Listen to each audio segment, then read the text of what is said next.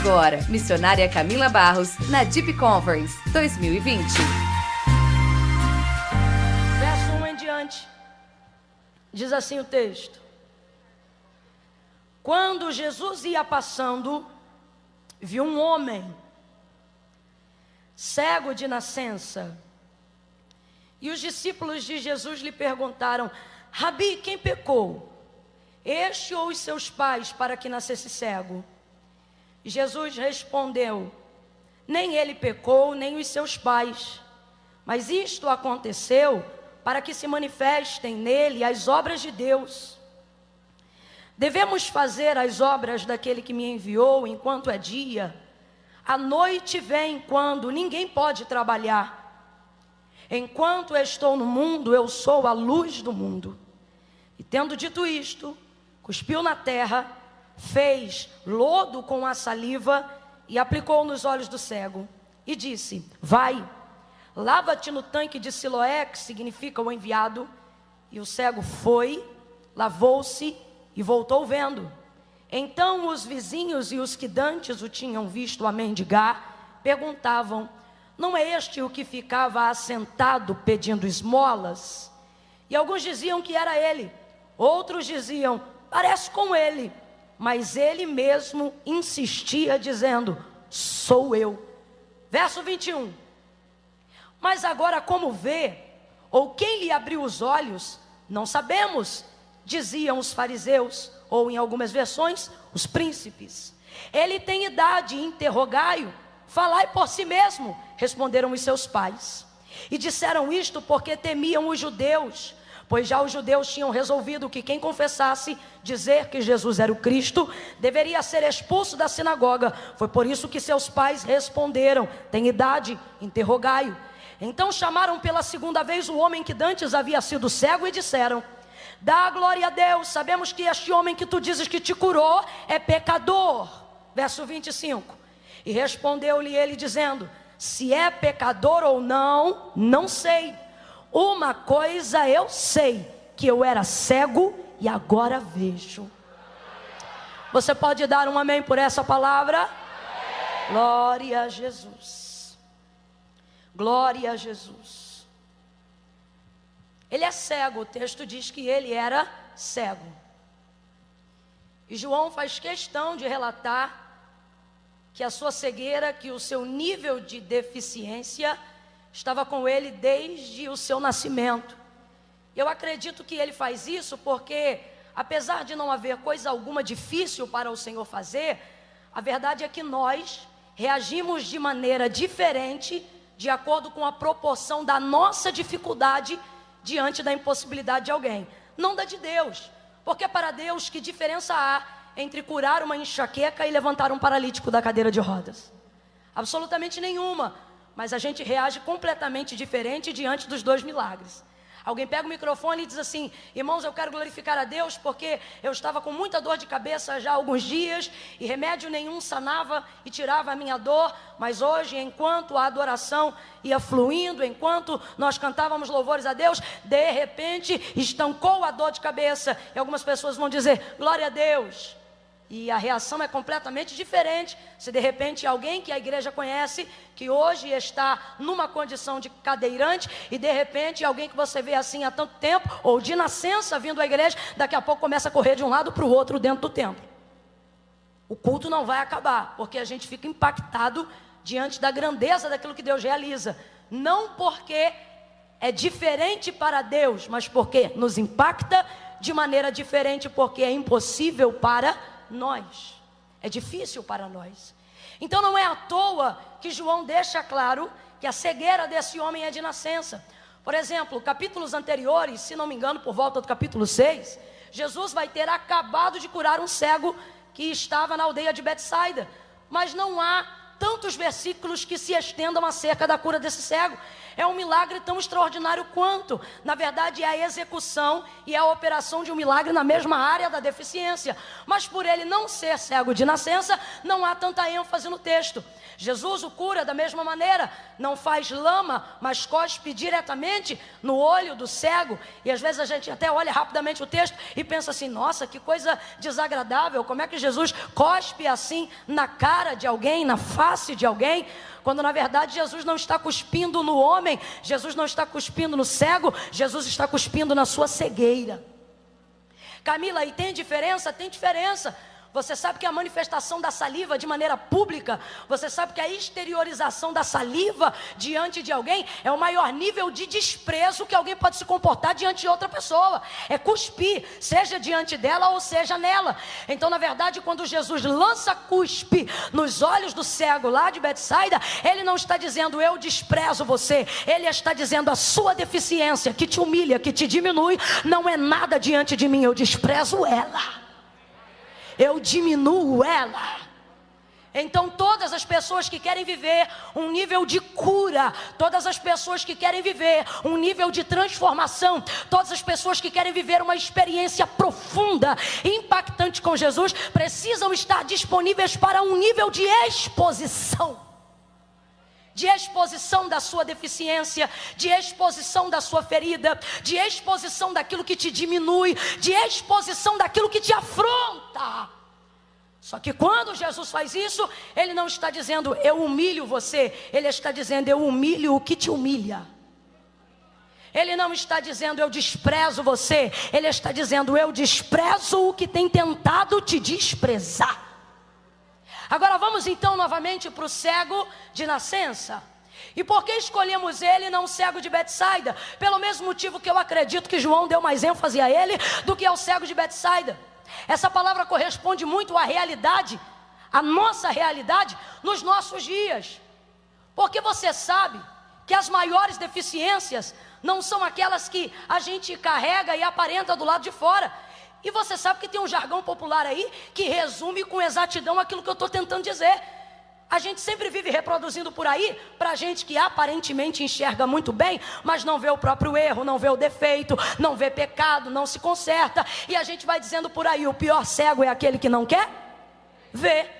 E na verdade quem transmitiu isso biblicamente para nós foi o próprio Jesus que deixou isso claro. Não só nesse texto, um pouco mais no final do capítulo 9, mas em outras oportunidades estando diante dos fariseus, dizendo que os cegos não são os que não veem, mas são os que vendo não enxergam.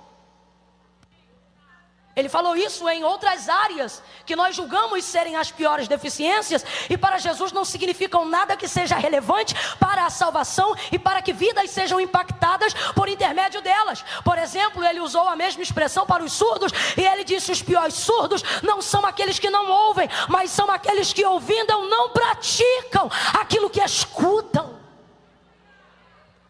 E aí você está sentado aí agora e está dizendo: irmã Camila, e o que será que isso tem a ver comigo? Talvez você seja hoje aqui alguém que está passando por um momento de paralisia. Talvez você tenha alguma deficiência visual, auditiva, qualquer área da sua vida, e você pensa: eita, que hoje vai me pegar. Mas na verdade o nosso propósito hoje não é falar sobre as deficiências que aparecem do lado de fora, mas aquelas que nós carregamos desde que nascemos. E quando falamos das deficiências que nós carregamos, oh glória a Deus, e quando nós falamos das deficiências que carregamos desde que nascemos, eu me pergunto se haveria alguém aqui com ousadia o suficiente para se levantar e dizer: eu sou perfeito.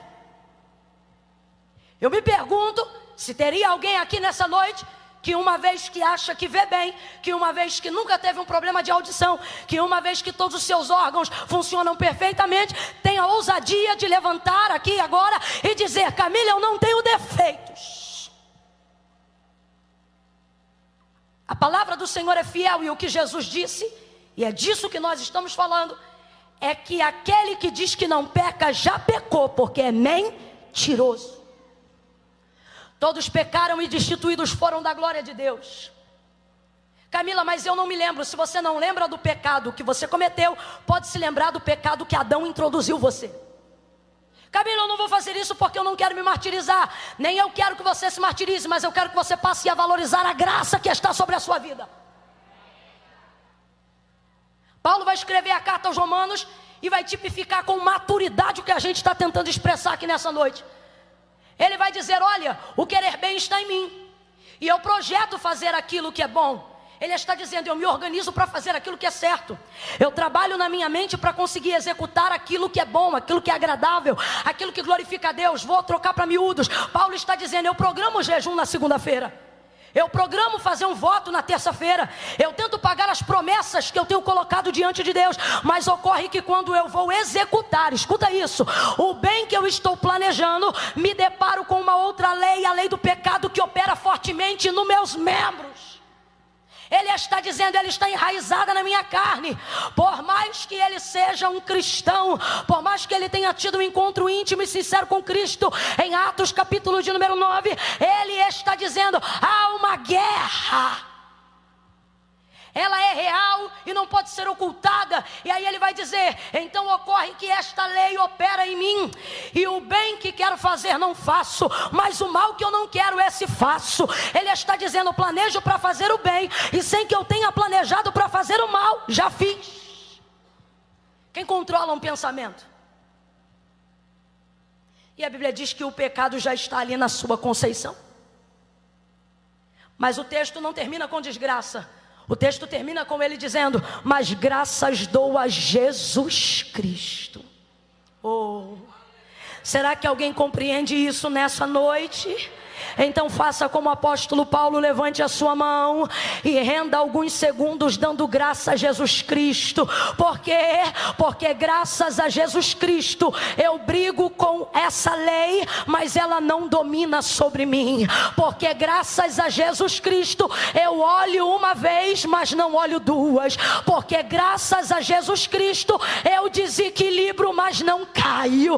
Porque graças a Jesus Cristo eu peco, mas não sou hipócrita. Sei aonde erro, mas também sei aonde encontro perdão.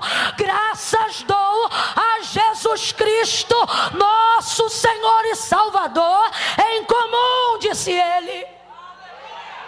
Aleluia! Oh, aleluia! Temos deficiências da nossa natureza adâmica. Temos deficiências do nosso eu interior. A carne não presta. A carne não opera para Deus voluntariamente bem nenhum. Eu vou repetir porque eu quero que você guarde isso, não gravar nada do que eu vou falar agora, para que você nunca subestime você. A carne não opera para Deus voluntariamente bem algum. O que conseguimos executar em nosso corpo para a glória de Deus e no nosso estado de pureza para a glória de Deus é feito por convencimento e obra do Espírito Santo. Não fique pensando que você saiu esses dias todos, aonde o carnaval está comendo em algum lugar, e veio para cá dizendo, eu vim porque eu sou muito crente, eu vim porque eu sou muito responsável, eu vim porque eu sou muito diligente. Você veio porque o Espírito Santo te convenceu, porque senão você ia estar no sofá, você ia estar na praia. Porque a carne não diz vai para a igreja, a carne diz fica em casa, você já trabalha de segunda a sexta. A carne diz você está ficando berrata, está ficando maluco, fica em casa, descansa. Os crentes já estão com a vida ganha, você também já está salvo, você não precisa estar na igreja para ir para o céu, descansa. A carne só milita em prol dela mesma. E é esta deficiência que muitas vezes nos coloca em posição e em condição de paralisia, porque nós nos olhamos do lado de fora, olhamos aquilo que conseguimos fazer e achamos que não precisamos que Jesus venha nos expor a um nível de constrangimento para que sejamos curados verdadeiramente de dentro para fora. Agora veja o texto e veja como Jesus lida com as nossas deficiências. E passando Jesus, e eu gosto mais da narrativa de João para falar desse cego do que de qualquer outro evangelista. Por quê? Porque João sempre usa a conjugação do verbo no gerúndio.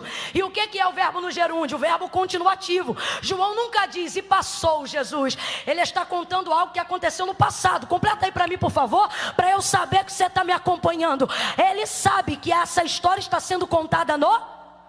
Vem, gente, preguicinha do cão vai saindo em nome de Jesus. Esta história está sendo contada no... Então ele poderia tranquilamente dizer: e quando passou Jesus, viu um cego. Mas não, a maioria dos milagres na narrativa de João, ela tem a sua tradução na conjugação do verbo gerúndio, que é o verbo continuativo. O que é este verbo? É a capacidade de contar histórias do passado, como se elas estivessem acontecendo na hora que estão sendo contadas. E você diz: Camila, por que você gosta dessa versão? Eu gosto porque é exatamente o que acontece hoje. A gente pega uma coisa que Jesus fez no passado e conjuga no gerúndio, verbo continuativo. Por quê? Porque ele continua passando, continua curando, continua salvando, continua libertando. Se você acredita nessa verdade, se você acredita nessa verdade, segura as palmas só um pouquinho, pega na mão da pessoa que está do seu lado, e só nessa pegada de mão já faz ela perceber que você não veio aqui fazer uma social. Faz ela perceber que assentou-se ao lado de um profeta do eterno, de uma profetisa das nações. Pega, não solta não, vambora. Não faça disso um momento esquisito, faça disso um momento profético. Segure a mão desta pessoa com firmeza e diga para ela: ele está passando, ele ainda está passando, ele ainda está passando, ainda está curando, ainda está visitando, ainda está renovando. Ele é o mesmo ontem, hoje e será eternamente. Aquele que era, aquele que é e aquele que há de vir para buscar a sua igreja. Ele não muda.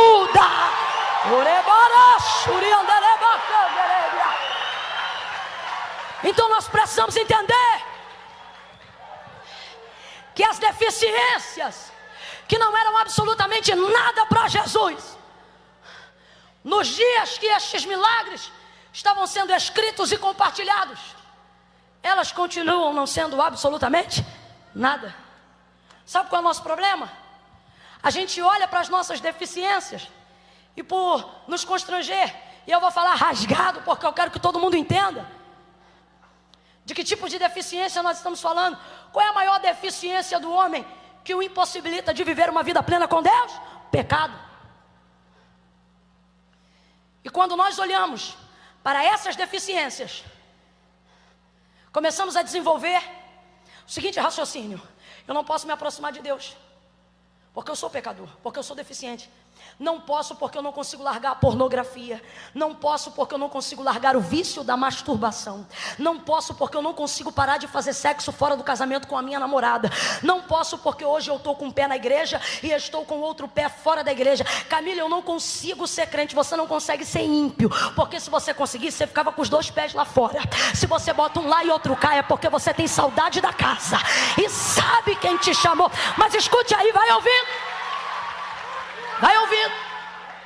Nós vamos fazer assim, ó, eu vou dar um tempo. Quando eu der um tempo, aí vocês aplaudem. Enquanto eu não der esse tempo, não aplaude não. Reage com glória a Deus e aleluia. Camila, é nosso jeito de reagir. Eu sei, mas é porque eu quero falar um monte de coisa.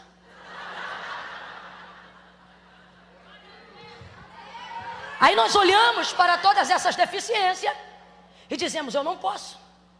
E esquecemos que, na verdade, todas as pessoas que Jesus curou, a deficiência delas, o que elas tinham, o que depunha contra as próprias, na verdade não era a mola propulsora que jogava elas para fora da presença de Deus. Era a mola propulsora que empurrava elas para a presença de Deus. Por exemplo, Marcos capítulo de número 5. Quem lembra da mulher do fluxo de sangue? Marcos 5. O texto diz que ela tinha uma hemorragia, ela minava sangue já há 12 anos.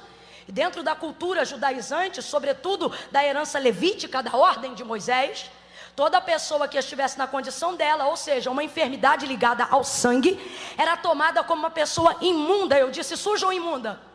Suja ou imunda? Camila, tem diferença? Tem diferença. De vez em quando você pega uma roupa que você já usou de novo, tá limpa? Não, tá suja, mas você se faz desentendido e usa. Às vezes está até com um borrão aqui, só que não deu tempo, está na correria, está no Jeep. Aí você chega na igreja e a pessoa diz: menina, sujou aqui. Aí você: é mesmo? Por quê? O que isso significa? Significa que o que é sujo não é bom, o que é sujo não é confortável, mas ainda assim é tolerável, de acordo com a necessidade de alguém. Por exemplo, se você estiver muito apertado para ir no banheiro e estiver numa estrada, Camila, estou muito apertado. A gente vai parar em qualquer banheiro que encontrar pelo caminho. Mas dependendo da condição do banheiro, você tem que decidir ou pegar um vírus ou fazer a sua necessidade. E aí você entende que não vai dar. Aí você entra com um pé e sai com o outro. Aí alguém olha para você e diz, ué, não usou o banheiro não? Aí você não diz assim, não, está sujo. Você diz, não deu porque estava... O que significa imundícia? Imundícia significa aquilo que não pode ser tolerado.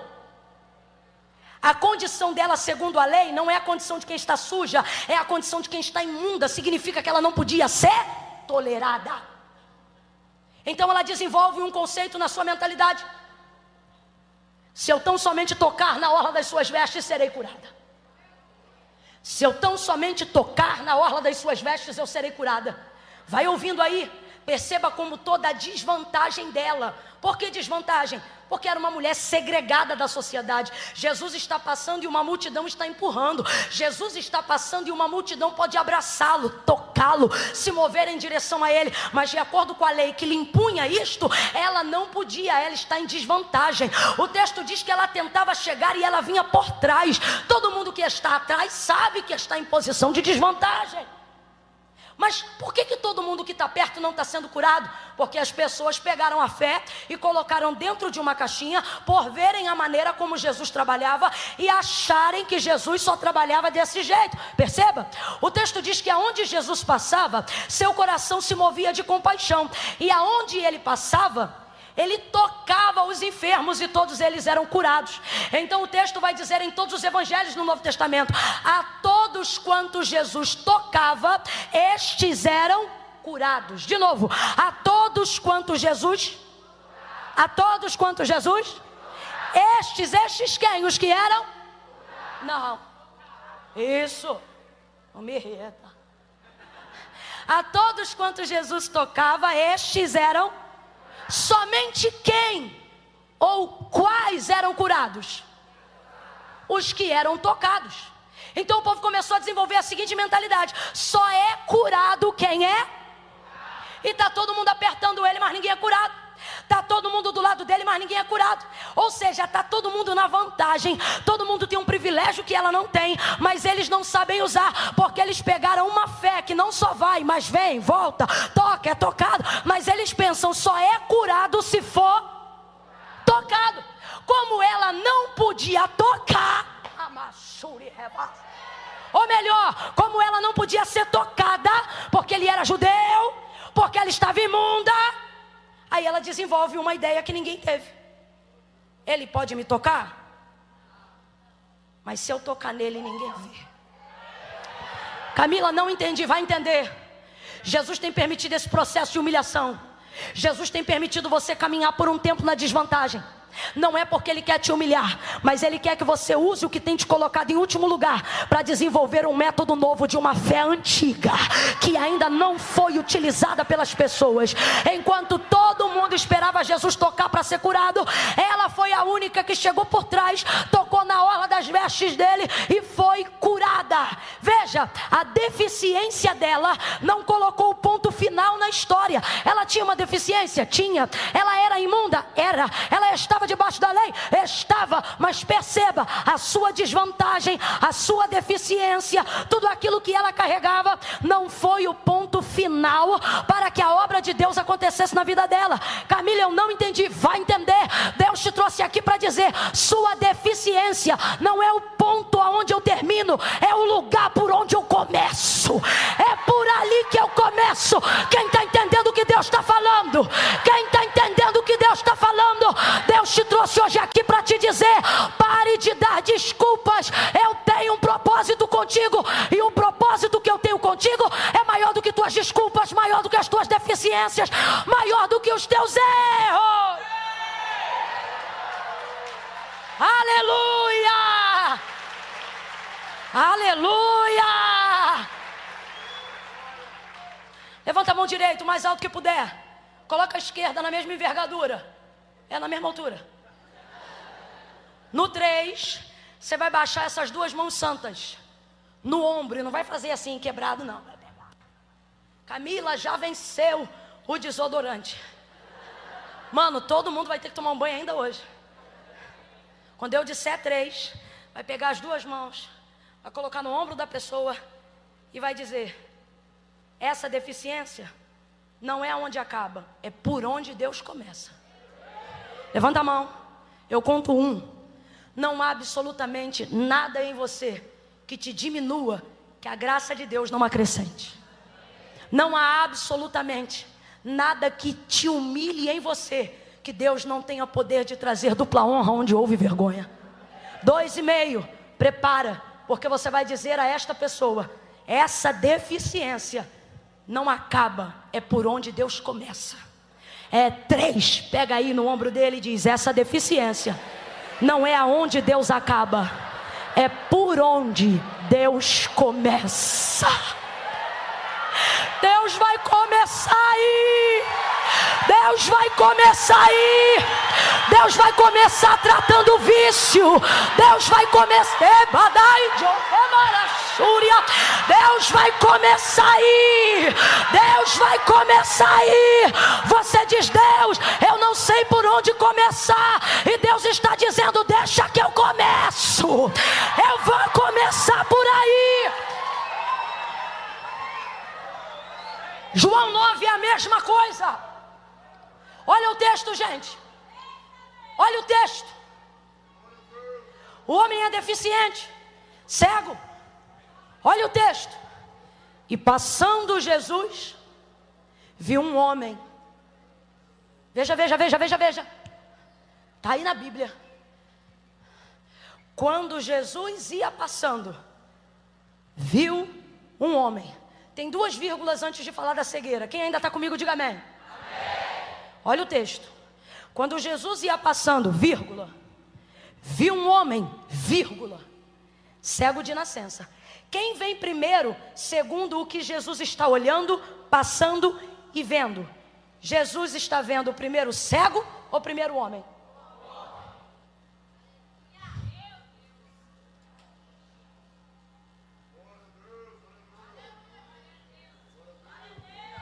E passando Jesus, viu um cego?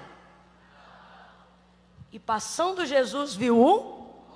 É você que acha que sua deficiência vem primeiro. É você que acha que esse problema, essa algema, cadeia, vício, limitação, seja lá o que for, que tem o governo da sua vida. Jesus passa e vê primeiro o homem, depois a deficiência dele. E passando Jesus, viu um. Jesus tem uma capacidade incrível de olhar para as mesmas pessoas que nós estamos olhando e ver nelas coisas que nós não vemos. É muito interessante. Você passa por um cracudo em São Paulo, lá no epicentro da Cracolândia, e ele pode ser um menino. Aí você passa por lá e você diz assim: ali um cracudo. Jesus passa pelo mesmo cracudo e diz: ali um menino. Você passa por um ponto de prostituição e você diz: ali uma prostituta. Jesus passa pela mesma prostituta e diz: ali uma mulher.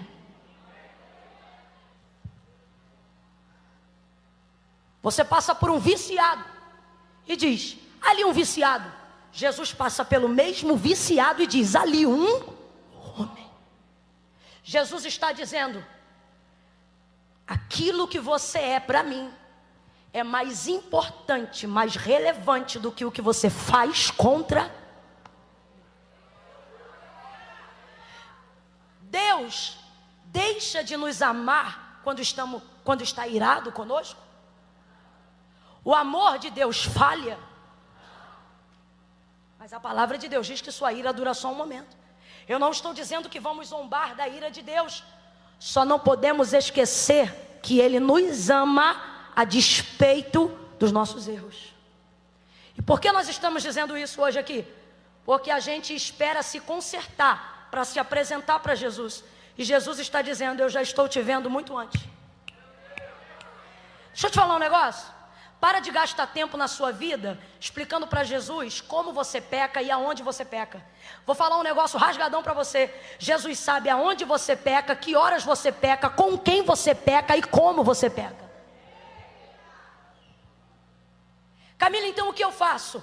Você não precisa usar o seu tempo de reconciliação somente para dizer aonde pecou, como pecou e dar detalhes do seu pecado. Você precisa falar mais do seu arrependimento do que do seu pecado. Perceba, pessoas que tentaram se justificar diante de Jesus não alcançaram perdão, não alcançaram arrependimento verdadeiro. Jesus não dedicava sequer 5 minutos aos fariseus. Por quê? Porque eles viviam com uma justificativa atrás da outra, se escondendo atrás de Moisés, se escondendo atrás de Abraão e não reconhecendo que ele era o Cristo, o Filho do Deus vivo. Agora este mesmo Jesus que não dedicou 5 minutos a fariseus, sentou-se ao poço com uma mulher que já teve 5 maridos e o 6º não era dela. Está toda errada, mas está quebrantada. Está errada, mas quer consertar. E ela não fica explicando porque está com um homem que não é dela. Ela não fica explicando se é movida à necessidade ou à carência. Jesus diz assim: traga-me aqui o teu marido. E ela diz assim: eu não tenho marido. E ele diz: tu disseste com verdade. Agora eu te pergunto, admitir que não tem marido é admitir que o homem que ela está não é dela. Responda para mim com inteligência. Isso é bonito? É bonito? Mas olha o que ele diz: tu disseste bem. O que ele está dizendo? O que você faz é bonito? Não, mas o que você fez agora é sincero. O que ela fez? Ela se justificou? Não, ela confessou. Tu disseste com verdade. Aí por causa disso, ela confessou. E o que a Bíblia diz? Aquele que confessa e deixa alcança misericórdia. Manifestou-se a misericórdia, a graça redentora de Deus em Cristo, e essa mulher recebeu perdão. Lembra do pródigo voltando para casa? Poderia ter dito: pai, eu fiz isso porque eu sou novo. Pai, eu fiz isso porque eu sou inconsequente. Pai, eu fui ignorante. Pai, isso, pai. Não, meu irmão, não teve essa. Quando ele chegou: pai, pequei diante do céu, perante ti, não sou digno de ser chamado seu filho. O pai perguntou aonde ele andou? O pai perguntou com quem que ele dormiu? O pai perguntou o que ele cheirou? O pai perguntou se ele usou? Pega uma sandália, um anel, mata um cordeiro, porque o que estava perdido se achou. Você vai olhar para pelo menos 3 pessoas e vai dizer para elas assim: menos justificativas, mais confissões. Menos justificativas e mais confissões. E você vai conseguir deixar o pecado. E o pecado não vai mais querer habitar em você. E passando Jesus, viu um homem, cego de nascença. E os discípulos de Jesus, vendo que Jesus via o homem, rapidamente perguntaram: Rabi, quem pecou? Este ou os seus pais para que nascesse cego? E Jesus respondendo disse: nem ele, nem os pais pecaram para que ele nascesse cego, mas isto aconteceu para que nele se manifeste a obra de Deus. Olha isso. Você não vai encontrar em nenhuma outra operação de milagre que Jesus tenha executado no cumprimento do seu ministério aqui na terra, os discípulos escolhendo a pessoa que Jesus vai operar o milagre para fazer tese ou debate teológico de por que ele está assim. Você não vai encontrar. Mas quando se trata deste cego, eles começam a discutir sobre a vida do cego. Não fizeram isso antes, mas estão fazendo isso agora. E é complicado, irmão, é complicado. Porque enquanto Jesus vê a humanidade dele, os discípulos só veem a sua deficiência. Ninguém vê como Deus vê. Ninguém conhece a gente como Deus conhece. Deus trouxe alguém hoje aqui e está dizendo: até quando você vai permitir que a opinião das pessoas norteie a identidade que você tem? Até quando você vai achar que opinião pública, que comentário de internet é mais importante do que o que a palavra de Deus diz ao seu respeito? Até quando? Jesus vê o homem e depois vê a deficiência. Os discípulos não veem o homem, só veem a sua deficiência. Vou falar mais rasgado. Sabe o que está acontecendo aqui? Jesus vê quem ele é. os discípulos só veem o que ele tem. Se você olhar, tem 3 vertentes sociais no texto. Jesus, representatividade divina, o próprio Deus, não vê o que tem e nem o que faz, mas acima de tudo vê quem a gente. Os discípulos, tipologia muitas vezes do clero religioso, não veem quem a gente é, primeiro veem o que a gente. Eu venho de uma cultura, eu achei bonito o que fizeram, mas essa biografia é uma biografia de uma página falsa, só que eles têm tantos seguidores que eu acho que o pessoal pensa que é verdadeira. E lá eles dizem que eu nasci num lar cristão. Isso é mentira. Eu não nasci num lar cristão. Deles é mentira, de vocês foi só um equívoco da informação. Minha família veio toda desconcertada. Ninguém lá em casa servia ao Senhor. Não conhecíamos o Evangelho. Eu ouvi falar de Jesus da obra do Calvário aos 12. Entreguei minha vida a Cristo aproximadamente aos 14 e me converti de verdade aos 16. E foi daí por diante que as coisas começaram a acontecer. Eu venho de uma época que antes de falarem o que Jesus precisava ou podia me dar, eles me diziam o que eu tinha que tirar. Antes de alguém dizer assim, ó, aqui pode isso, aqui pode isso, aqui pode isso, sentavam a gente numa cadeira e diziam, aqui não pode isso, não pode isso, não pode isso, não pode aquilo, não pode isso. Tinha que amar muito Jesus. Você dizia, mano do céu, não pode nada. Só que era batismo, só que era Jesus, só que era o caminho que você conhecia, dentro do que você conhecia, para a salvação. E aí você dizia, tá bom. Porque muitas vezes a instituição humana, antes de ver quem o indivíduo é, só vê o que ele carrega. Infelizmente nessa época se houve a constituição de muitos discípulos que hoje são sepulcros caiados, com o estereótipo de santidade do lado de fora e em estado de putrefação do lado de dentro, precisando do perfume da religiosidade para que ninguém perceba o quão caídos eles estão por dentro. Os discípulos só veem o que ele tem, só veem o que ele carrega, só vem a sua deficiência. Terceira classe social que está de olho na nossa vida: os vizinhos. Quem são os vizinhos? Sociedade, comunidade, mundo lá fora. Olha os vizinhos, depois que o homem é curado.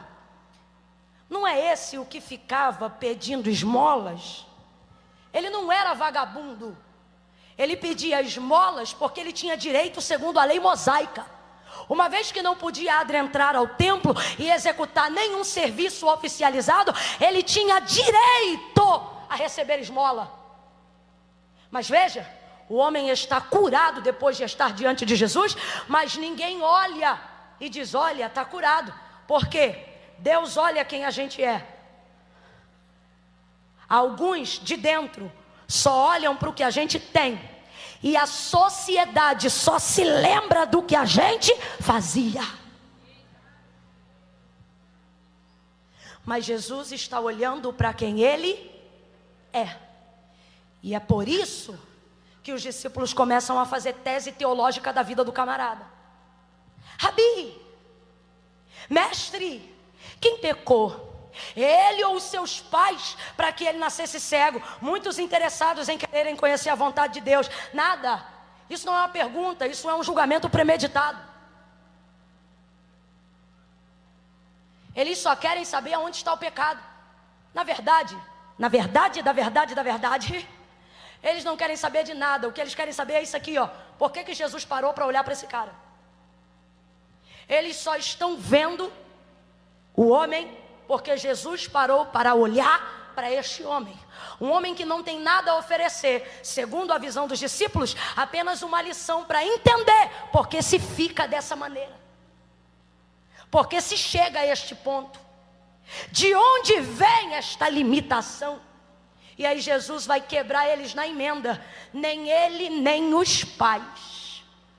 Vamos falar a verdade, eu preciso entregar esta palavra para que cura seja produzida no coração de algumas pessoas aqui. Tem gente aqui que compreende que a sua vida social ficou um pouco mais difícil depois do período da conversão. Tem gente aqui que percebe que a sua vida social, seu relacionamento de amizade, ficou um pouco mais criterioso depois que você se tornou um membro ativo do corpo de Cristo. Tem gente aqui que percebe o quão difícil tem sido dar testemunho depois que decidiu caminhar ao lado de Jesus. É impressionante quando a gente estava envolvido com tudo que não prestava, dançando até o chão em qualquer baile da vida. Ninguém queria saber se o cara era teu marido, namorado, amante da colega. Quando você ficava pelas portas e esquinas, entornando cachaça até ficar doidão, ninguém queria saber com que dinheiro você pagava. É você botar uma Bíblia debaixo do braço e caminhar para a igreja, aparecer de carro e alguém já quer saber se é com dinheiro de dízimo, se é com dinheiro de pastor, se é com dinheiro de oferta, se é crente de verdade, se está andando com alguém. Alguém já quer saber se é mulher, se é namorada, se é noiva, se é amiga da vizinha. Todo mundo começa a querer acompanhar a sua vida. E num primeiro momento a gente pensa: meu Deus, desde quando minha vida se tornou tão interessante? Vou falar rasgado. Tem gente aqui que muitas vezes é o tema do almoço na casa de outro alguém. Tem gente que quando o culto acaba, podia conversar sobre o culto, mas não, vamos conversar sobre a cabeça do ministro. Vamos aqui, ao invés de comer a pizza, vamos comer a moral de alguém. É impressionante como parece que um foco de luz, como um refletor desse, que parece que é um sol para cada pessoa, parasse em cima da gente e de repente ninguém tivesse mais nada para fazer a não ser cuidar da nossa vida. Jesus me trouxe hoje aqui para dizer: por que isso está acontecendo? E isso está tirando o seu sono. O que andam dizendo está tirando o seu sono. A tese que andam fazendo das suas atitudes, do que você fez, do que você deixou de fazer, está tirando seu sono.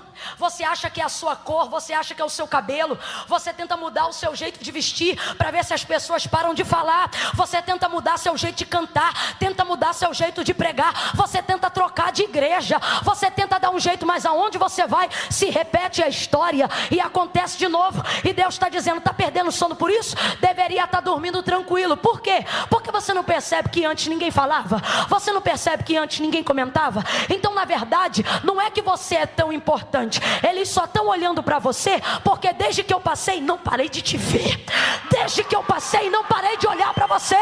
Irmãos, eu não estou trazendo no altar mensagem facciosa, mas a exposição da verdade precisa ser feita. E Deus trouxe gente hoje aqui para dizer: vai dormir em paz. Eles não estão interessados em você, eles estão interessados em saber o que eu vi em você. Por que eu te escolhi?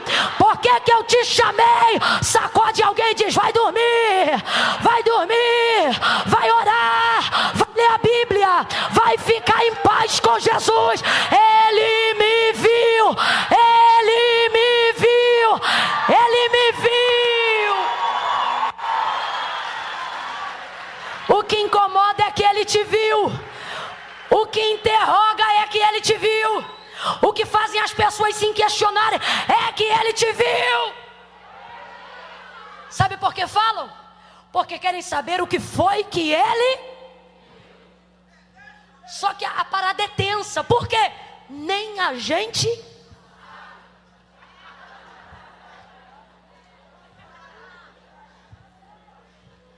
Jesus está dizendo: esse mal está tentando te cirandar, porque meu foco de luz está sobre você.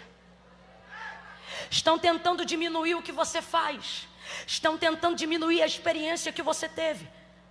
Não é a cor dos seus olhos, nem de sua pele, não é seu jeito de vestir, não é sua forma de pregar, não é o seu jeito de falar.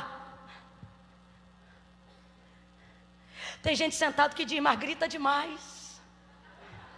Há outros que já dizem: a outra é muito quieta. Mas sabe por que comentam? Porque o microfone está na mão de quem grita. Sabe por que falam na hora de quem está quieto? Porque o microfone está na mão de quem está quieto. Olham para o altar e dizem: eu acho que tinha tecladista melhor. E sabe por que falam? Porque o teclado está na mão de quem está falando. Amana calabai jo rebarassuri quemai de canto ré. Delebarai jo vavassuri candecai jo.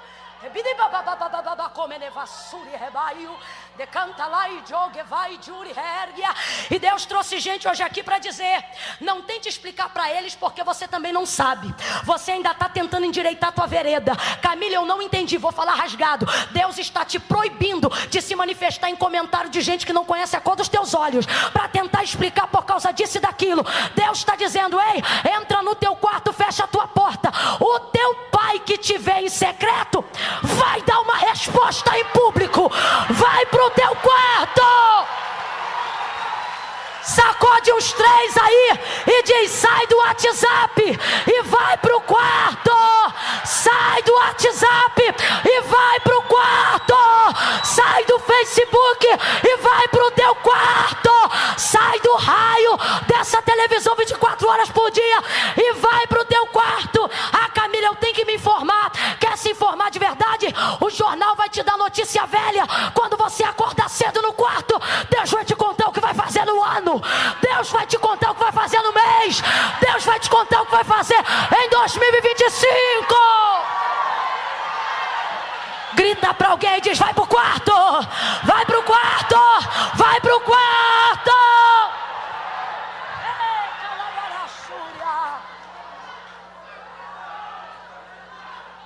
Jesus trouxe alguém hoje aqui que é um pouco centralizador e está dizendo: vai ver, o problema sou eu. E Jesus está dizendo: filho, não é você. Você já estava até curtindo essa perseguição. Porque o ser humano é tão terrível que ele consegue alimentar o ego até diante da perseguição. Já conversou com gente assim que ama dizer que está sendo perseguido?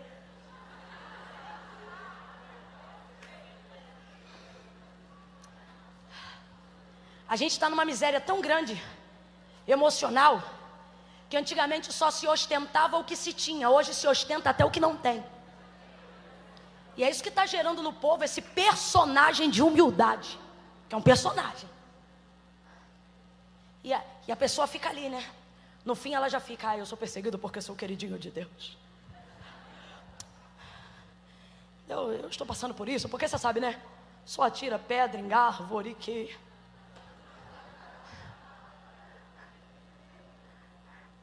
Deus diz: baixa a bola. Não é com você, é comigo. E se você tomar ofensa para você, quem vai resolver é. Mas se você entrar no quarto e passar a bola para mim, quem vai fazer gol sou eu.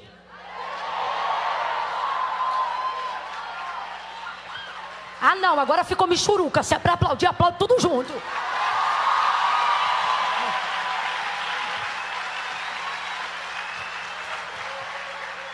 Olha Jesus respondendo eles.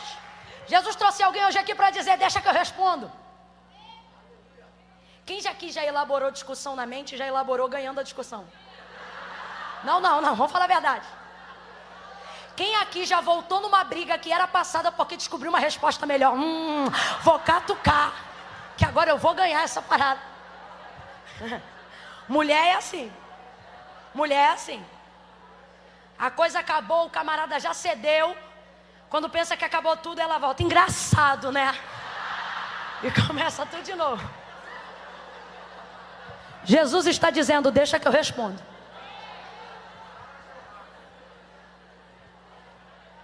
Aqui, toda pergunta requer uma resposta, sim ou não? Há perguntas que são tão indevidas que Jesus as responde com uma outra pergunta, querendo dizer que o indivíduo já tem a resposta. Mas às vezes, como nesse caso, Jesus responde, e o interessante é que o que ele responde não cai de maneira partidarista para nenhuma área. Foi ele ou foi os pais? Eles são previsíveis acerca da limitação.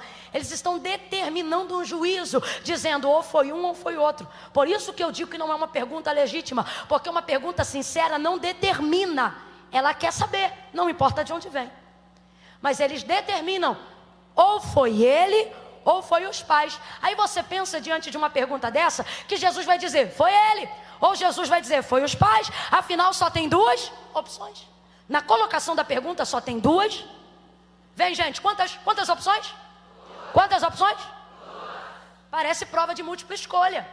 Ou você assina uma, ou você assina a outra. Aí Jesus vem e assina aquela terceira que vem escrita, nenhuma das opções acima. Jesus diz, nem ele e nem os pais. Sabe o que eu entendo nisso aqui? Jesus está dizendo, ele está sim, vou falar grosso modo, para que eu tenha a oportunidade de fazer uma surpresa. Tem gente aqui que não está fazendo diferente dos discípulos na própria vida. Está dizendo assim, Jesus, ou tu prepara fulano e leva, ou tu me tira da onde eu estou. Aí Jesus aparece hoje na boca da pregadora para dizer para você, eu não tiro ele nem arranco você.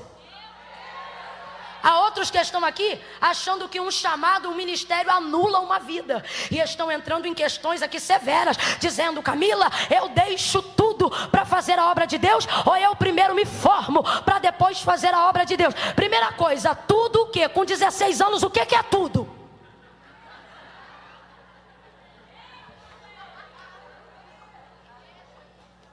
Porque minha cabeça está fervendo, só se for de piolho, garota. 16 anos. Eu não estou diminuindo a sua dificuldade e a sua angústia, não me tenha por mal. Eu só estou dizendo que você se está afligindo-se antecipadamente por coisas que no momento nem lhe dizem respeito. Você entra aqui hoje, vamos agora aos mais velhos, aos que têm 30. Vamos aos mais idosos, aos de 50. Vamos aos anciãos de dias, aos de 70. A gente se coloca em situações ante as nossas deficiências. E pior do que ter gente limitando a gente do lado de fora, são as muralhas que a gente mesmo constrói do lado de dentro. E posso te falar? Ninguém é mais algoz com você do que você mesmo. Porque o que alguém lança por mim, em mim, eu carrego se eu quiser. Mas o que eu penso de mim, nem quando eu quero me livrar, o trem sai. Por isso Jesus diz, eu sei o que penso de vós. Deus diz. Porque o pensamento dele é melhor do que o nosso. Jesus disse, eu não vos julgo. Vocês se julgam. A ninguém eu julgo. Começamos a impor limites dentro de nós. E a gente começa a trafegar, igual os discípulos, dando para Deus opções para Ele agir. Dando para Deus opções para Ele responder. Os mais novos dizem, Senhor, eu viro empresário ou eu viro pastor? Aí Jesus diz, e se eu te disser que tu não vai ser nem empresário e nem pastor?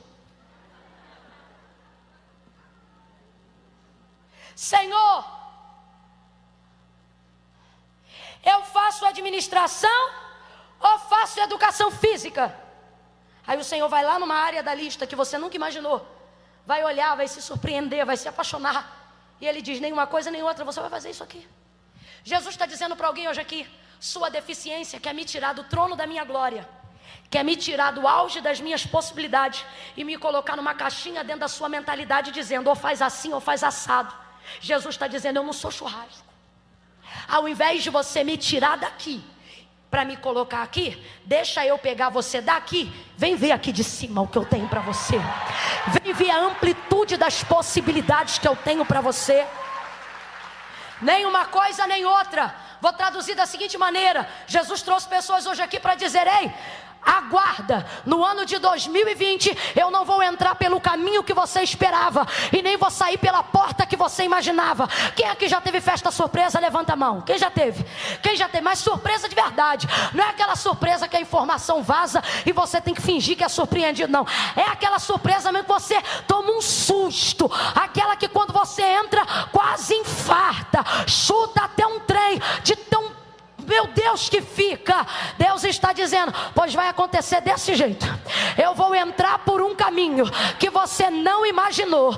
Eu vou traçar uma rota que não está no teu GPS. E quando você disser, ou vem aqui, ou vem ali, Ele te dá um susto e te faz uma surpresa. O Espírito Santo está liberando essa palavra para algumas pessoas, e Ele está dizendo: vai haver surpresa. Vai haver surpresa. Nem uma coisa nem outra. Michuruca não. Nem uma coisa nem outra. Isto aconteceu para que eu possa fazer o que o Pai quer que eu faça. Veja, e aqui eu repito pela terceira vez: a deficiência dele não é o ponto por onde Deus acaba, mas é o caminho de por onde Deus começa. E tendo dito isto, cuspiu no chão, fez lodo. Lodo aqui para brasileiro é lama. Jesus fez? Jesus fez? Lama. Lama é tão sujo. Lama é tão rançoso. Jesus faz lama, e diz o texto, e aplicou nos olhos. Aplicou no corpo todo? Nos braços? Nas pernas? Somente na região dos olhos, porque era setorizada onde estava a sua deficiência. A lama tem um poder muito grande de exposição. Uma noiva pode estar de cristais Swarovski, do tule até o bordado da bainha, reluzente de um branco mais alvo que a neve.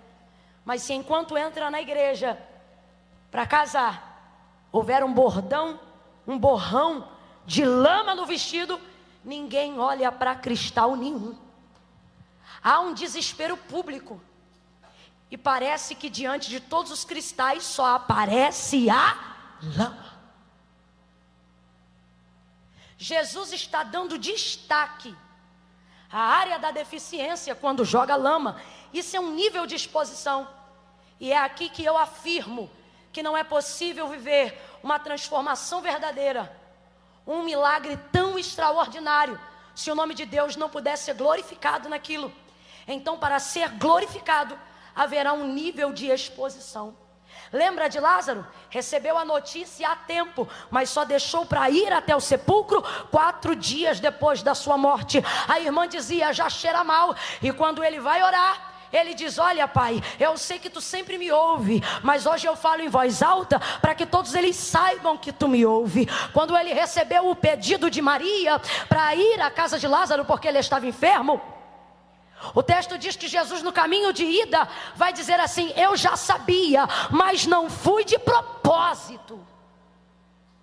Jesus queria que aquilo que estava ruim ficasse pior.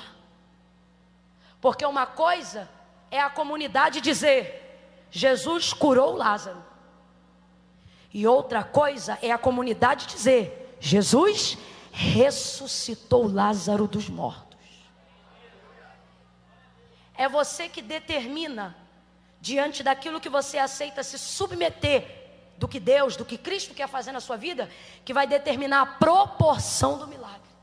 Se você se submete pouco, se você não aguenta a exposição, se você não confessa pecado, se você não expõe o erro, vai ser pequeno, vai continuar limitando você. Mas se você permite com que Jesus faça com você, em você, por intermédio de você e através de você, tudo o que Ele quiser fazer, o nome do Pai será glorificado em esferas que nem você era capaz de imaginar. Ele pega a lama e joga ali. Agora responda para mim: o homem já era cego e agora está sujo. Isso é pedagógico. Significa que aquilo que estava ruim conseguiu temporariamente ficar, porque já era cego E agora eu estava tendo que lidar com aquela sujeira. Quando você começa um processo de transformação, de experiência com Deus, de aperfeiçoamento de caráter, de mudança de hábitos, de transformação de vida, normalmente todas as áreas de tensões da sua vida, que são ruins, momentaneamente elas tendem a ficar piores. É pedagógico. Jesus está ampliando os seus limites para que você seja largamente curado. Joga a lama nos olhos do cego e vai ele andando para o tanque de Siloé. Cadê o rapaz do teclado que a gente falou mal hoje? Cadê ele? Tá, é uma moça? Mas tá vindo um moço. Ah, não. Vem, moça. Rapaz, por isso que a gente falou mal desse moço, porque ele não é daqui. Tem gente aqui nessa guitarra também? Tem? João, cadê você, João? O amado do Pai. Aquele a quem Jesus amava, mas só está escrito no livro dele. Problema de autoestima João não tinha. Cadê o baterista? É parcelado? Vem na parcela? Vem isso aí, tem pressa não, vem tranquilo.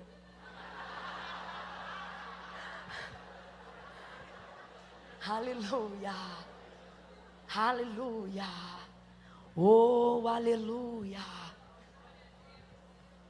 Não espere eles não, minha filha, pode começar. Não solta essa fumaça agora não, que eu tuço que só. Segura essa fumaça aí. Mas eu não quero cerimônia de casamento não, eu quero um negócio assim forte. Um tango, um blues, um bolero pesado. Não, forte, forte. Isso, mais forte.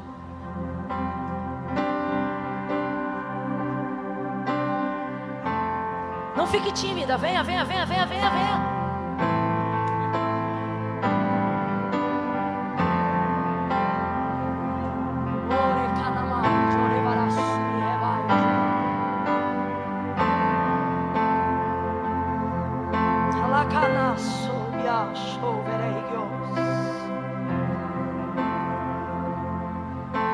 Você diz, Senhor, eu não sei se eu vou suportar contar isso, expor isto. Calma aí, calma aí, calma aí, não vem ainda não. Espera. Espera o comando, espera o comando. Quem veio pode ficar, mas quem está no lugar segura.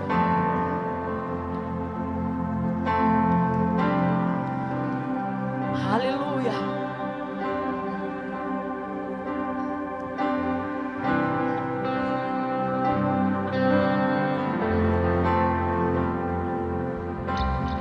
Jesus jogou a lama naquele homem e disse assim para ele: vai e lava-te no tanque de Siloé, que significa o enviado. Ouça isso. Aquele homem está indo em direção ao tanque sujo. Como é que ele está? Vem, igreja, como é que ele está? Sujo. Aquele homem está sujo. Eu vejo ele indo ao tanque. Vejo ele indo ao tanque. E imagino as pessoas olhando e vendo o pastor que ele está sujo. E se eu visse, talvez eu diria: ei, cego! Vai ver, ele é cego, não viu? Tá sujo. Só que quem jogou aquela lama foi Jesus. Eu imagino que o cego diria assim: fique tranquilo, porque quem jogou a lama também me disse aonde tem a água. Você está entendendo o que Deus está falando? Jesus está dizendo: eu faço a ferida, mas te dou o bálsamo. Eu te exponho, mas eu te cubro. Eu abato, mas eu exalto. eu tiro a putrefação, a infecção, e eu sou o remédio. Chega ele no tanque, joga água nos olhos e é curado. Se você é tão inteligente quanto eu sei que é, responda aí: quem curou ele? A água de Siloé ou as mãos de Jesus? Vamos resumir: quem curou ele? A água ou Jesus? A água ou Jesus? A água ou Jesus? Quem cura é? Então você acabou de afirmar que ele não foi curado quando jogou a água. Ele foi curado quando Jesus jogou a... Quando Jesus joga a lama, ele é curado. Mas porque era cego de nascença e Jesus decidiu curá-lo com lama, ele não via luz e não via nada, porque Jesus decidiu curá-lo com lama. Se fosse só a saliva, ele ia ver reflexo de luz e ia saber que estava curado. Se você fechar os olhos e alguém acender uma luz e você permanecer de olhos fechados, você percebe o que chamamos de sombra pela luz. Sim ou não? Sim ou não? Só que Jesus não curou ele só com saliva. Jesus fez lama, jogou terra. Então ele já está enxergando, mas não sabe. Ele já está vendo, mas não sabe. Camila, como é que nós afirmamos isso? Nós afirmamos isso porque nós sabemos que não é a água de Siloé que cura. Quem cura é...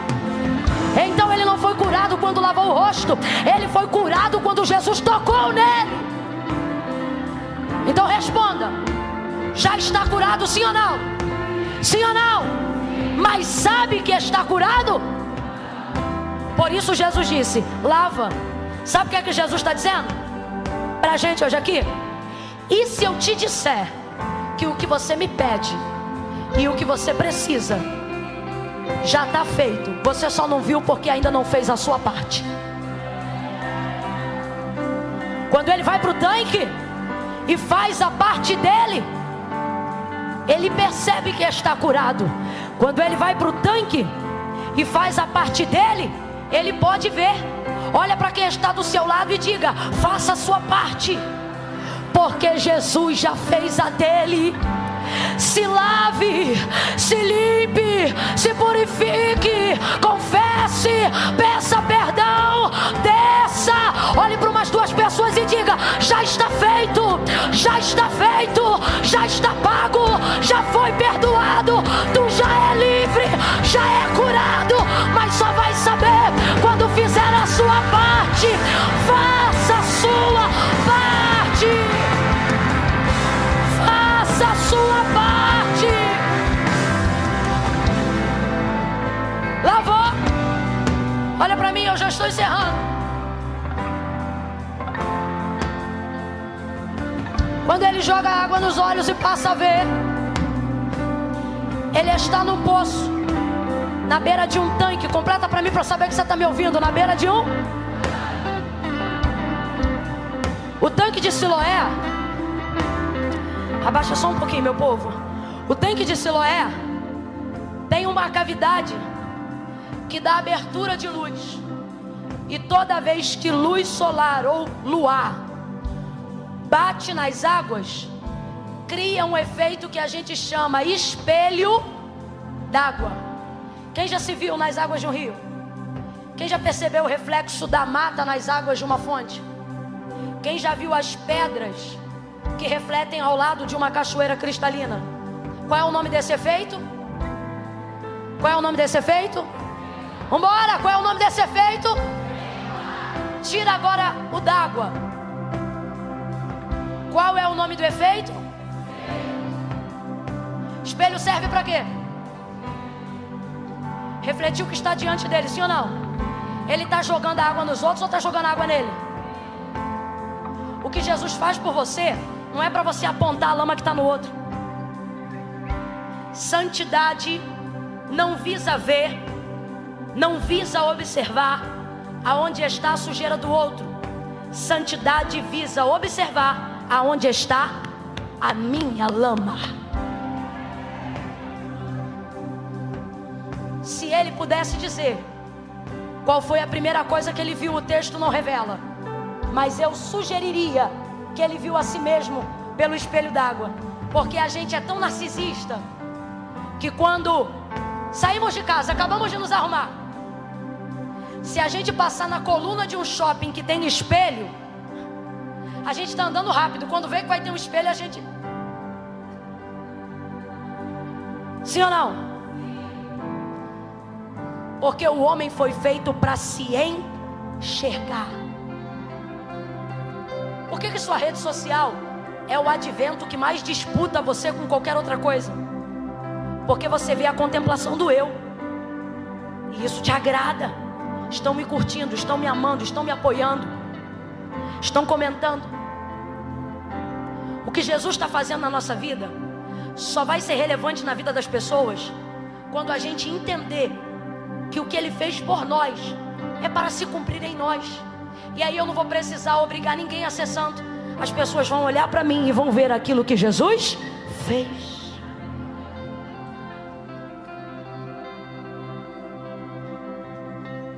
Ele volta e o povo comenta: não é este o esmoleiro?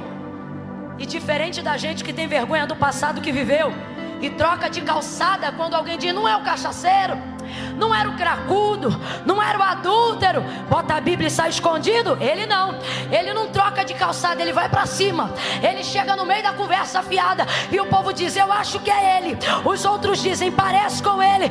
Ele chega no meio da roda e diz: sou eu mesmo.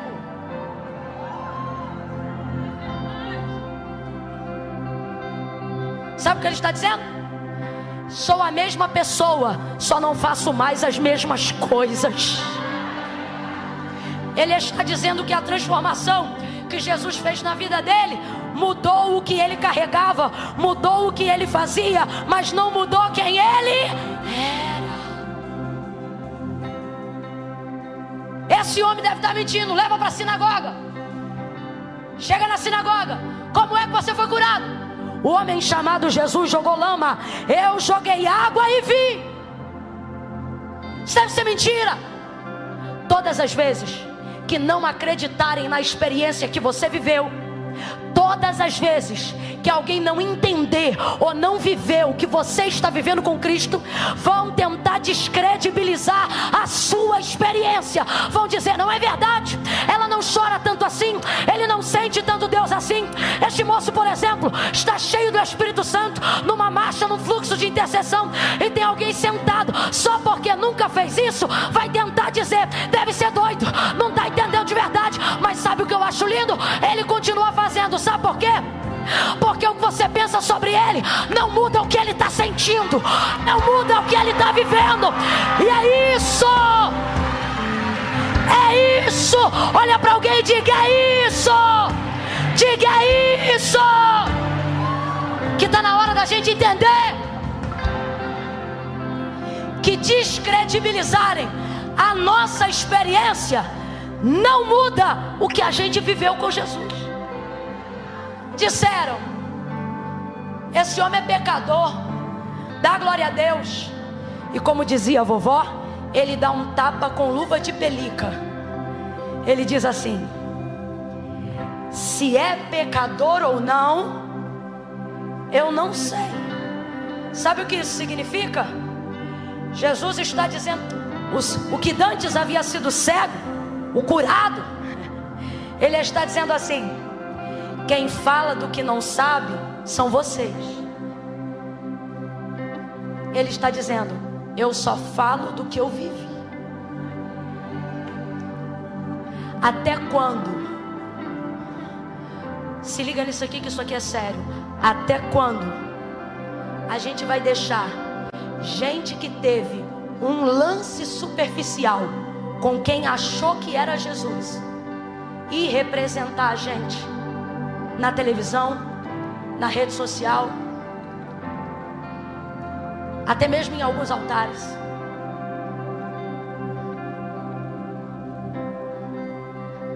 Gente que só fala do que não conhece. Gente que passou um ano na igreja e acha que é teólogo. Gente que porque fez um seminário acha que um diploma na parede outorga toda a autoridade dele. Até quando, tendo experiência verdadeira, a gente vai deixar a gente superficial calar a nossa voz? Porque você diz, eu não quero ir. Aí vem outro que não fala lé com cré e vai lá representar os evangélicos. E por que isso acontece? Porque muitas vezes eles abrem a boca e são tagarelas, mas só falam do que não sabem. E por que estão ganhando tanto espaço? Porque Jesus está fazendo coisas reais na nossa vida. Jesus está fazendo coisas poderosas na nossa vida. E de vez de publicarmos no mundo, guardamos só para nós. Mas este cego, ele diz, eu não sei se é pecador ou não. Sabe o que ele está dizendo? Não falo do que eu não sei, vou falar do que eu vivi. E sabe o que eu vivi? Eu era cego e agora eu vejo. O homem chamado Jesus jogou lama, eu joguei água e agora eu vejo. Eles disseram, vai embora. Ele foi. A porta da sinagoga se fechou para ele para sempre. Quando você decide publicar a sua fé em Jesus, algumas portas no caminho serão fechadas. Não tem problema. Quando ele dá um passo para fora, quem está lá? Jesus. Aí Jesus olha para ele e diz assim, homem, veja, quando era cego Jesus o chamou de, quando era deficiente Jesus o chamou de, e depois que foi curado Jesus o chama de. Quem trata você diferente é os outros. Homem, tu crê que o homem que te curou é o filho do Deus vivo? Vira o que era cego do outro lado. Como crerei se não sei quem é?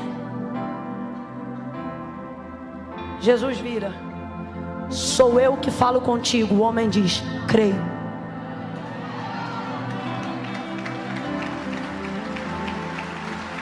Para fechar, ele não creu porque Jesus disse que era Jesus. Ele creu porque Jesus disse que a experiência que ele viveu era a responsabilidade do homem que estava diante dele. Vou trocar para miúdos e até as crianças vão entender. Sabe o que Jesus está dizendo? Jesus está dizendo isso aqui.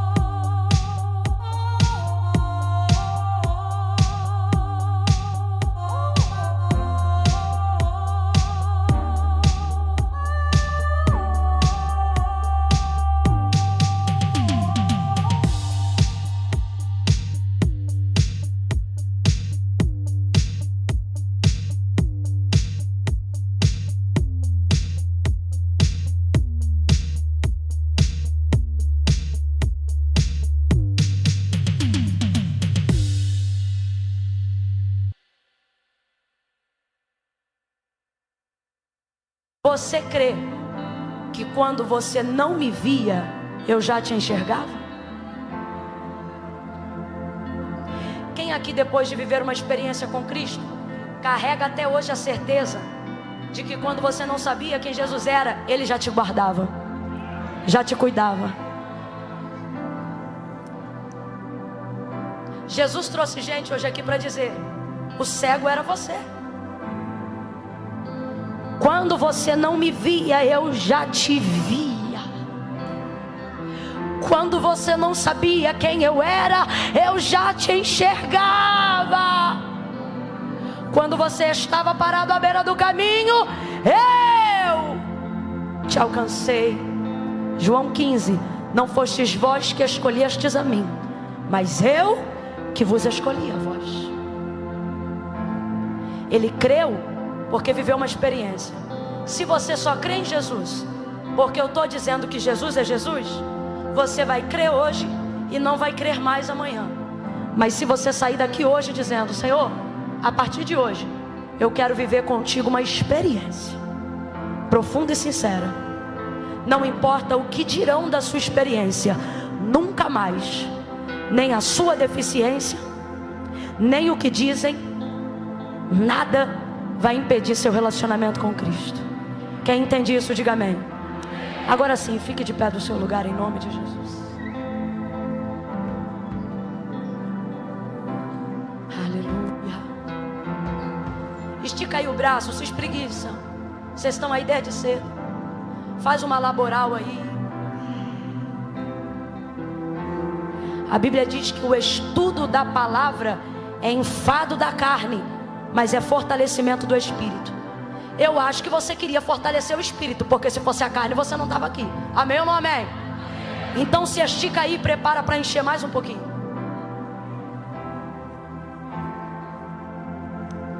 Aleluia. Aleluia. Nós temos muita gente hoje aqui, graças a Deus. Não dá para fazer uma seleção de grupos daquilo que a gente quer fazer. E vai ver que não dá, porque não é propósito de Deus mesmo.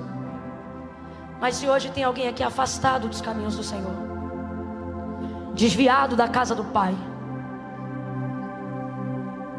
faz um concerto com Deus aí agora. Entrega o teu caminho ao Senhor, confia nele, e o mais Ele fará. Você está diante de Jesus agora. Fecha os teus olhos, curva a sua cabeça. Aos que estão no altar, entendam que esse altar agora, nessa noite, se faz tanque de Siloé. Eu quero crer que quem está aqui no altar veio porque quer fazer a sua parte. Senhor, eu entendo que eu preciso fazer a minha parte. Se mais alguém que sabe que tem uma área da vida, uma área específica, uma área isolada, uma área que diz: Camila, isto aqui é uma guerra para eu vencer. Camila, isto aqui depõe contra mim, isto aqui tenta diminuir meu testemunho, é a área da lama. Vem ao tanque hoje. Não venha, eu vou lá na frente receber oração, não. Só venha se tem uma área específica da sua vida que te diminui, que te afronta. Você sabe qual é o nome do pecado que te humilha. Vem fazer a sua parte, vem sair enxergando hoje. Eu vou orar agora. E quando eu terminar de orar, aonde houver alguém do seu lado, quando eu disser amém, você vai dar um abraço suado nessa pessoa. Calma que não é agora. Depois da oração, eu vou contar de 1 a 3. Aonde havia um jugo, uma cadeia, uma área deficiente, Jesus vai começar por ela hoje, seja ela qual for. Quem acredita nisso, feche os olhos, curva a cabeça. Senhor, nosso Deus e nosso Pai, oramos em nome de Jesus nesta noite. Nos reunimos nesta casa, Senhor, não só para te servir, para te adorar, mas também para buscar a tua direção, para buscar a tua palavra. E nos colocamos diante de ti nesta noite como Pedro. Para quem iremos nós? Se só tu tens palavra de vida eterna. Obrigada pela tua palavra, Senhor, por tudo que tu alinhaste nesta noite. Mas agora, meu Pai, estamos diante do tanque. Essa igreja hoje se faz o tanque e queremos nos lavar. Queremos começar a fazer a nossa parte. Queremos começar a nos responsabilizarmos por aquilo que nos cabe. Queremos pagar os votos. Queremos cumprir os propósitos. Repreende para longe de nós toda negligência, Senhor. Repreende para longe de nós todo espírito de apostasia, Senhor.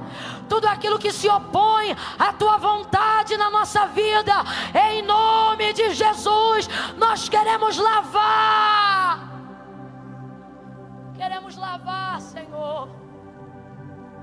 Lava, lava, lava, lava, limpa, purifica. Deus, nós não estamos nos movendo do lado de fora, porque compreendemos que as maiores deficiências vêm do lado de dentro. Por isso nós te pedimos, lava o lado de dentro, limpa, passa tuas águas nessa casa e na nossa vida nessa noite. E quando sairmos daqui nesse dia chamado hoje, possamos sair daqui dizendo: sou a mesma pessoa, só não pratico mais as mesmas coisas, só não carrego os mesmos hábitos, porque eu tive uma experiência com Jesus. Aqueles que estão fazendo contigo agora uma aliança, Senhor, recebe em tua presença. Escreve o nome deles no livro da vida. Torna a dar a alegria da salvação. E glorifica, glorifica, glorifica, glorifica o teu nome na vida de cada um deles. Nós oramos e os abençoamos no poderoso nome de Jesus. Quem concorda, diga. De 2 em 2, estende a sua mão em direção a alguém. Aleluia. Não toca nele, pegajoso, só estende a mão. De 2 em 2, levante a mão. Quando eu disser 3, quando eu disser 3, você vai abraçar essa pessoa. Ninguém sozinho agora, gente, ninguém sozinho. Crede em Deus e estareis seguros. Credes que eu não vim fazer uma agenda, mas vim porque Deus mandou como profeta. E prosperareis. 1, diga para essa pessoa: está feito. 2, olha para... Não, eu conto 2. Olhe para ela e diga para ela: viva a sua experiência. 2,5, olhe para ela e diga: não negue o que você sentiu. Não oculte o que Jesus fez. 3, abrace essa pessoa agora e diga para ela: a sua deficiência não é o fim, é o começo. A sua deficiência não é o fim, é o começo. É por onde Deus começa. Oh, aleluia, aleluia. Se você acredita nisso, bota a direita lá em cima, a esquerda também. Dá a melhor salva de palmas que você puder para Jesus.